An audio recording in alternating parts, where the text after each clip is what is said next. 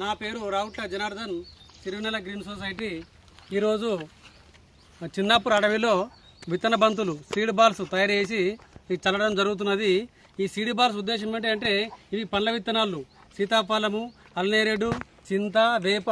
దీంట్లో అల్నేరేడు గింజలు, వీటిని ఈ విత్తనాలు అడవిలో చల్లితే ఈ పండ్ల మొక్కలుగా మారి చెట్లుగా మారి అడవిలో కోతులకు కానీ మరి ఇతర అడవి జంతువులకు కానీ ఆహారంగా మారుతాయి. ఆ అడవి జంతువులు మన ఊర్లకు, గ్రామాలకు కానీ పంట పొలాలకు కానీ రాకుండా ఉంటాయి. అందుకని అందరూ నాతో పాటు అందరూ మరి అడవులలో సీడ్ బాల్స్ చల్లాలని, విత్తన బంతులు చల్లాలని, పండ్ల విత్తనాలు చల్లాలని ఒకసారి అందరికీ నేను కోరుకుంటున్నాను.